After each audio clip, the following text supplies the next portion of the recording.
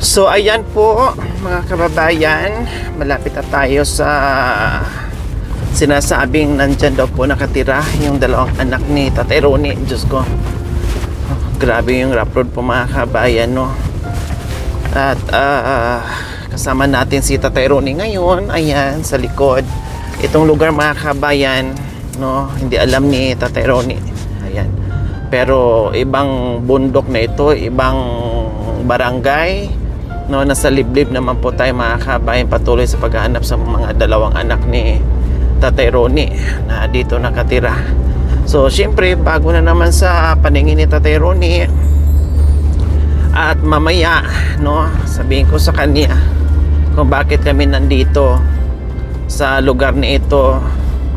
Sabihin ko sa kanya, explain ko sa kanya mga kabayan na ang sadya namin dito ay yung mga anak niya, no, dahil hindi nga niya po alam mga kabayan, yung pagsugod namin dito is unti-unti na po namin hanapin yung kanyang pamilya, no. Yung isa sa mga kapatid niya nakausap na natin,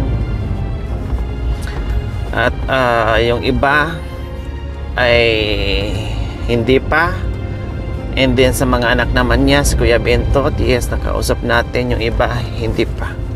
So meron tayong napupuntahan, kailang walang tao. Sana din napakalayo nito, no, sana ay nakauwi na galing taniman, dahil hindi rin pwede mga kabayan kung puntahan namin sa taniman, hindi namin sure, no, kung pagdating doon, kung nandoon din kung saan banda, dahil napakalawak ng bundok po mga kabayan. Mamaya sabihin nandyan lang, no, yun pala nandoon pa sa kabilang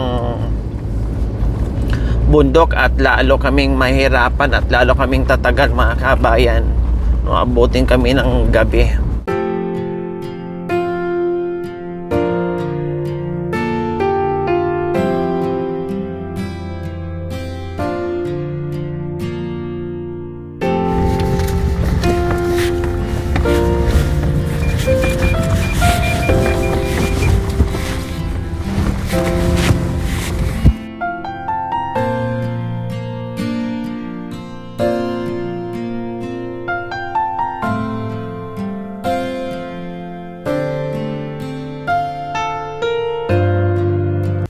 So ayan po mga kababayan, sa wakas sa kaiikot namin dito sa kabundukan, turo doon, turo dito, no, at meron kaming nasilayan na isang lalaki nakaupo po mga kababayan, no, sa aming paglalakbay, at biglang pumara nga itong guide namin. So napagtanungan po namin mga kababayan, tamang-tama, no, may nakaupong isang lalaki sa puno ng mangga, no, at pawis na pawis, hindi ko alam kung saan ito galing, no. Ayan, ayan, oh, ayan po mga kabayan, kanina nakaupo yan siya kanina, no, pawis na pawis, ayan, pawis na pawis talaga siya mga kabayan. Nagsisibak ng kahoy, kaya pawis na pawis po mga kabayan. So nagsisibak ng kahoy, no, ayan po ay sinasabi na anak ni Tatay Ronnie. So syempre, babain ko muna at kakausapin ko yung anak ni Tatay Ronnie na sinasabi po mga kabayan. Hindi ko alam kung pangalan yan, no, kasi sinasabi na si Kuya Bentot daw po yung bunso. Kaya tara mga kabayan, puntahan natin.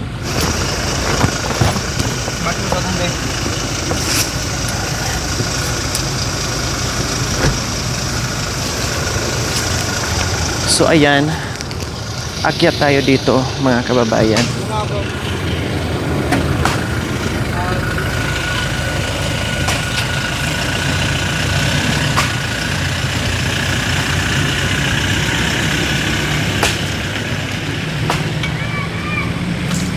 Hello! Good afternoon, magandang hapon. Kumusta ka dito? Ayos. Pwede bang matanong kita? Anong pangalan mo? Marvin Sibal. Ha? Marvin Sibal. Marvin Sibal. Marvin Sibal. Malagyan kita ng mic ha, para marinig ko yung boses mo ha. O, usap lang tayo, huwag kang kabahan. Basta usap lang tayo, kwentuhan lang tayo. Ikaw si Marwin, Oh, si Bal. Maitanong ko sa diretsahan na. Kaano-ano mo si Tatay Romy, si Bal? tatay ko po yun. Ito na nga po mga kabayan. Pang ilang anak ka ni Tatay Roni? Pang-apat po. Pang-apat. Tika, ilan ba kayo magkakapatid? 7 po kami. 7, sige. Ang panganay, Si Kuya July po. July, Si Kuya Bentot. Bentot, Kuya Binbin. Binbin, Ako. ikaw, Si Gaygay. Gaygay, Saka si Bea. Bia, Yun lang po. 6. Yung si Binbin po siya. So, 7. Pito po Pito. kami. So, confirm po mga kababayan, isa ito sa mga anak ni Tatay Roni. Ano nangyari? Bakit napadpad ka dito sa Kamyas? Wala po kami mga malalapitan din po. Ha? Wala po kami malalapitan. Wala kayong Ayos po. wala kang malalapitan. May asawa ka ba? Wala po. Wala. Saan ka nakatira? Sa kuya ko lang po. Dito mismo. Itong bahay na to. Ilang taon ka nang nawalay sa tatay mo, sa mga magulang mo? May Matagal ka nang hindi mo nakapiling o hindi mo nakasama si Tatay Romy mo at saka si nanay mo? pinapasyalan ko lang po yung tatay ko dun. Sabi, Pinapasyalan mo si tatay mo. Kailan ang huling pasyal mo kay tatay? bago lang po yun. Ha? Bago lang. Bago. Matagal na akong pupunta ng kay Tatay Romy mo. Naratnang ko lang po yung solar dun. Ha? Solar, yung binigay nyo daw sa kanya. Yung wala pang bahay? Opo. So, ibig sabihin, nalaman mo na napuntahan ko si Tatay Roni. Or kilala kasi si Tatay Romy mo, naging Roni na. So, ibig sabihin, napuntahan ko si tatay mo, no, nabalitaan mo, nakita mo. May nagsabi sa'yo. May ano po sa amin. May nagsabi sa'yo. Sino ang nagsabi sa'yo? Yung pinsan namin. Si Yung Kuya. pinsan. Pero nung nabalitaan mo at nakita mo sa video, Opo. tapos dinalaw mo doon. Opo. May Dinala ko. may solar na siya. Opo. Pero hindi pa namin nagiba yung bahay, tama? Pero itong nabigyan na namin ng bahay na nayari na hindi ka nakapunta ulit. Hindi po. Pero bakit hindi mo kami inantay doon para naman kahit papaano ay makilala kita, makausap namin kayo? Marami din nagagalit sa amin po. Sino nagagalit? Basta na lang po sa amin na lang po yun. Nagagalit sa iyo mismo? Sa amin. Sa inyong pamilya?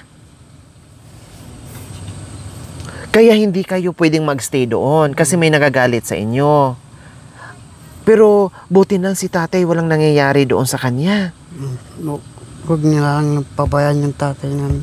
Ha? Huwag nilang pabayaan yung tatay namin. Huwag namin pabayaan si tatay Hindi. nyo? Sila po yung mga kapatid ng magulang namin. Ibig sabihin, huwag namin pabayaan si Tatay Roni. Anong ibig yung sabihin? Yung kapatid ng tatay namin, huwag nilang Yung mga kapatid ni Tatay Roni, huwag pabayaan si Tatay Roni nyo. So, ibig sabihin, may problema doon. Kaya hindi kayo nakastay doon sa bahay ni Tatay Romy. Kumusta naman? Ayos. Ilang beses ka pumasyal doon sa tatay mo? Minsan lang. Minsan lang. Tapos dumiretso po ako dito. So, ibig sabihin, nung nabalitaan mo na napuntahan namin, no? Pero noon, bibihira nyo lang pasyalan si Tatay Roni. Minsan na minsan ka lang talaga. Napuntahan mo lang nung nakaraan kasi nabalitaan may nakapagsabi sa'yo. Nakatira ko po ng bigas yun.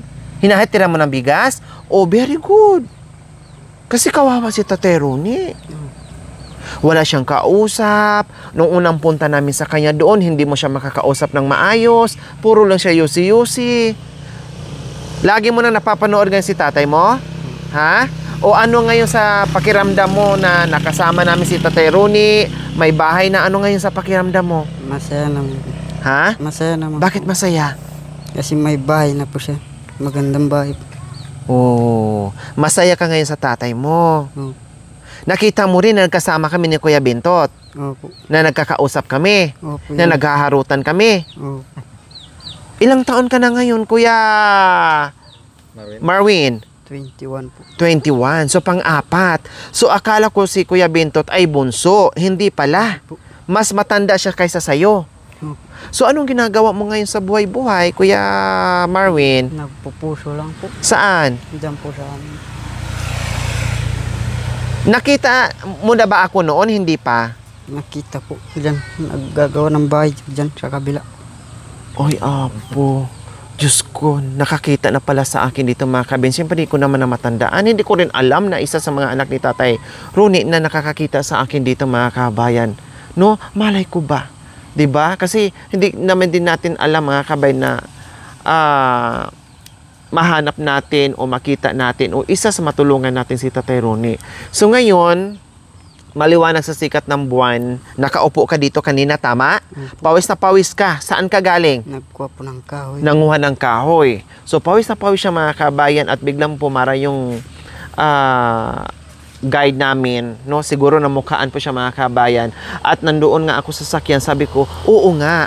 Kasi ang ano ng mata, ang ano ng mata at saka hugis ng mata at yung pisngi mga kabayan, no? Yung kilay, ay tatay nga niya. No, sabi ko, talaga. Pero si Tatay Ronnie, tinuro ko sa kanya, anak mo, parang hindi pa siya makapagsalita kung anak niya or hindi. Samantalang, yung iba mga kabayan kasi, no, kahit sabihin natin na maliit pa sila, although nagbago yung mga mukha nila, parang ganun, lukso ng dugo mga kabayan. Iba yung kalabog ng puso mo. Iba yung, maramdaman mo. No, kahit sabihin lang dekada kayo hindi nagkita, and then magkita kayo after 10 years, 20 years, pero iba yung lukso ng dugo mga kabayan. Pero sige mga kabayan, malalaman natin yan, no? Dito ka lang, no? Titinan natin kung talagang makilala ka ni tatay mo. Kasi sabi mo, ay nagkita kayo nung nabigyan namin ng solar light, no?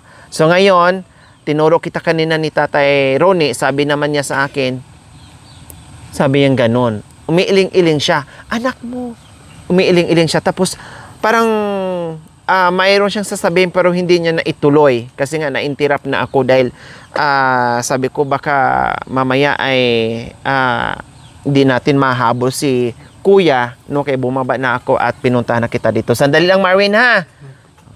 So ngayon po mga kabayan, nandito si Tatay Ronnie, no? Nandito si Tatay Ronnie sa loob ng sasakyan at palabasin natin para magkita sila. Pero sabi naman nagkita doon sila noong nakaraan.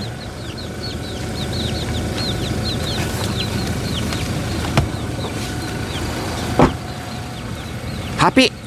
Happy! Tara. Pero mukhang naiba ang mukha ni Tatay Ronnie.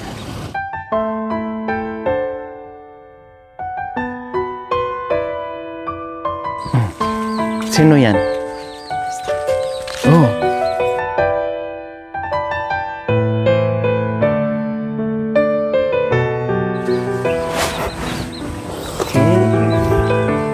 Di pa po. Sino yan? Sino yan Anong pangalan? Ha? Jamsen. Jamsen. Marwin! Kalimutan mo? Jamsen. Anak mo? Ha?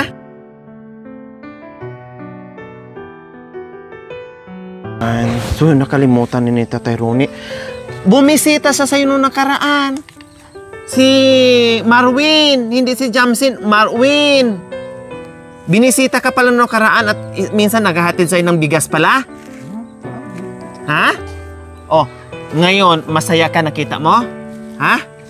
Oh, talagang kasi yung mukha, yung mata, talagang magtatay sila. Masaya. Nakita, ha? Happy? Sabi happy!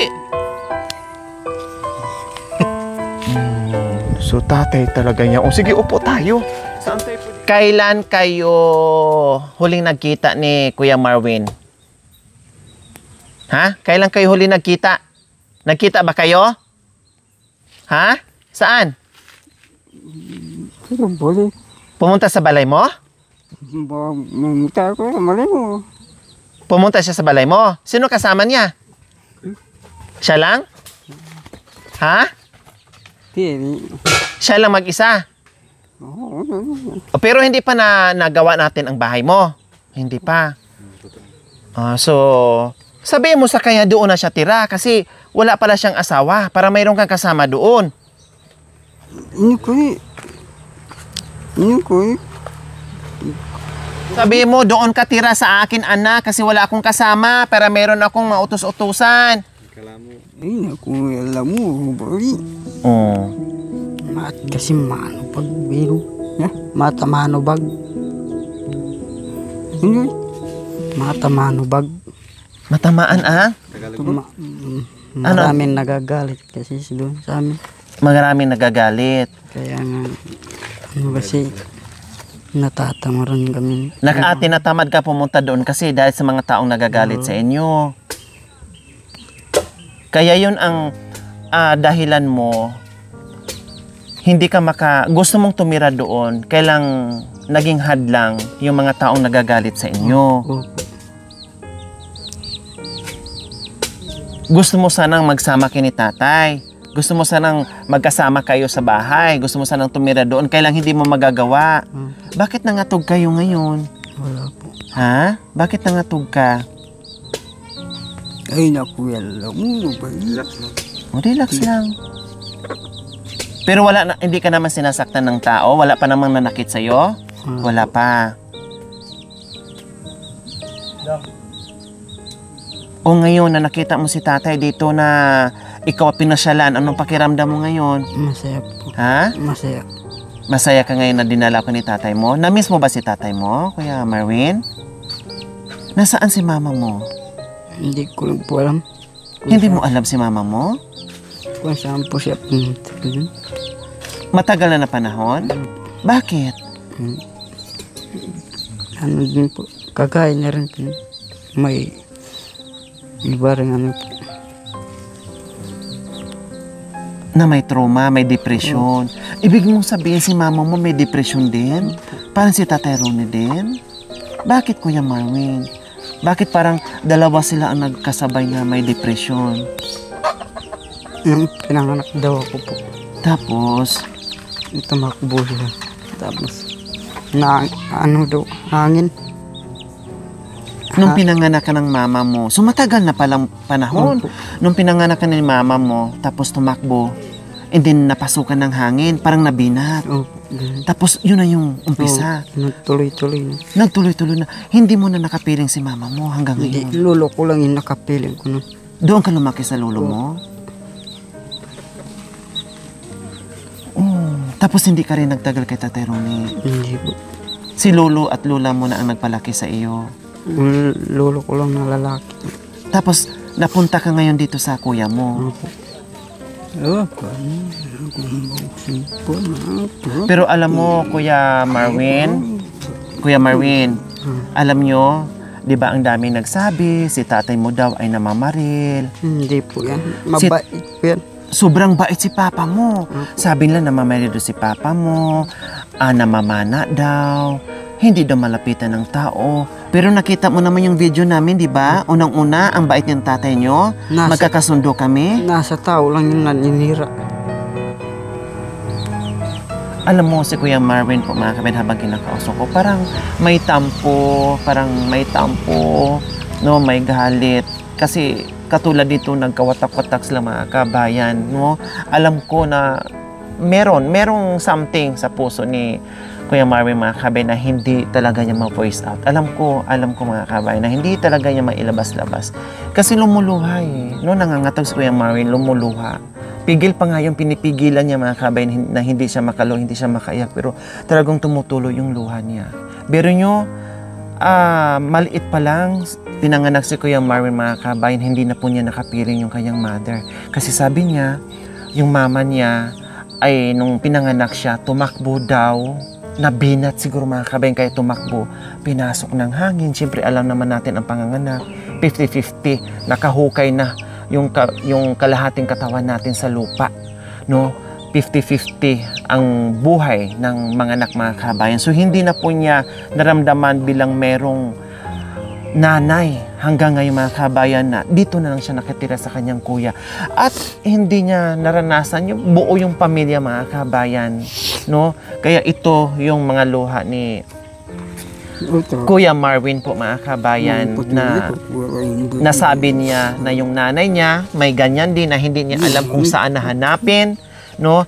At yung tatay niya sa trauma din, no? Depression din, mga kabayan. Kaya napakahirap, no? Napakahirap. At ginagawa natin yung best natin, mga kabayan, na kahit papaano, kahit sabihin natin 20 years silang hindi nagkikita, nagsasama, pero sikapin natin, mga kabayan, na kahit papaano sa isang araw man lang, sa isang sandali man lang, mga kabayan, na magkita-kita, na magsama-sama, na mag-enjoy sila, mga kabayan, na kasama sila. Kuya Marvin, kanina pa kita pinagmasdan, no? Kanina pa kita, alam ko, dama ko yung puso mo, kung anong nandiyan sa puso nyo, dama ko. Bakit lumuluha ka habang kausap at habang nagsasalita ka, Kuya Marvin? Wala. Ha? Ah, Masaya ka lang dahil nandito si Tatay Ronnie na kasama mo. Gaano kabait si Tatay Ronnie, si Papa mo? sobrang bait. Yung naririnig mo na sinasabi lang mamamatay tao si Tatay, namamaril, or namamana, totoo ba yon? Hindi po. O bakit sinasabi nila? Sinisira nila kasi may topak daw. Kasi, Yung sinasabi lang murit daw si Tatay, Oh. sira ulo daw si Tatay. pero Pero hindi naman. kami wala po. Hindi po yan mabait. Hindi kayo sinasaktan ni Tatay Ronnie. Hindi po. Alam niyo po si Tatay Ronnie, kung ano yung sinasabi ng anak niya, totoo po yun. Hindi minsan hindi ako nagkaroon ng takot. Nung una, oo. Nagkaroon ako ng kunting takot, mga kabin, dahil sa mga sinasabi. Sino ba? Siyempre, hindi ko pa kilala yung tao. Pero mula nung nakapatong ako doon sa bahay ni Tatay Ronnie, hanggang ngayon, mga kabayan, ni katiting, hindi ako nakaramdam ng takot, or hindi ako nakaramdam na umbagin ako ni Tatay Ronnie, or bigla akong bigwasin ni Tatay Ronnie. Hindi. Kaya nga napamahal namin si Tatay Ronnie. Tinuturing naming tatay na namin si Tatay Ronnie. Kaya nga sinasabi sa mga tao dyan, anak mo yan na galing ibang bansa na dumating ngayon na umuwi at nagbakasyon sa iyo. Yan ang sinasabi. So, Kuya Marvin, ngayon, ano sabi mo kay Tatay na pinasyalan ka na niya dito?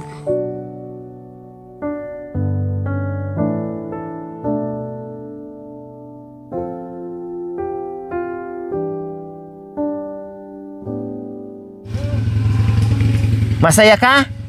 Ha? Kabulab niya ko. Ha?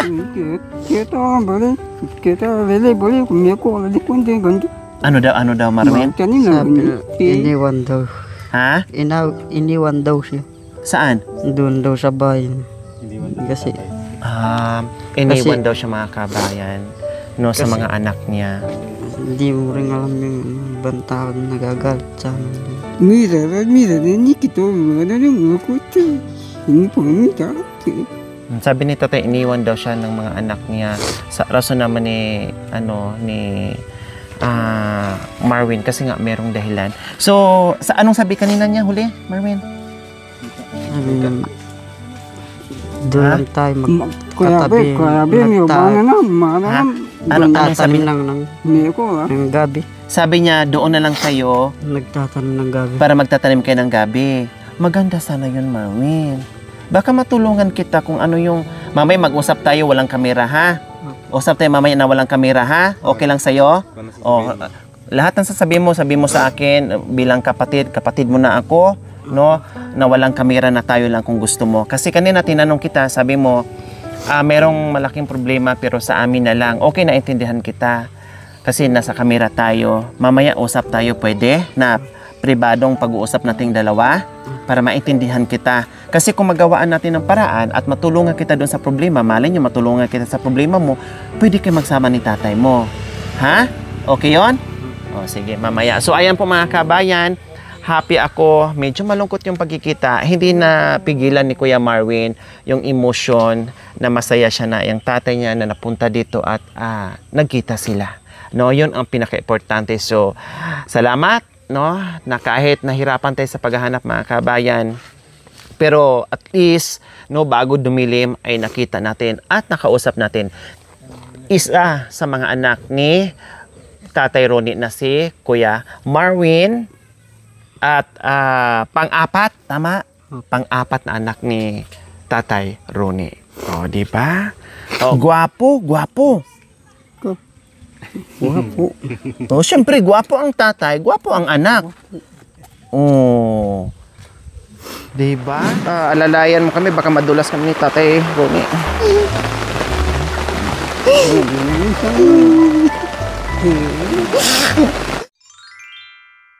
Thank you for watching. Don't forget to like, share, and subscribe.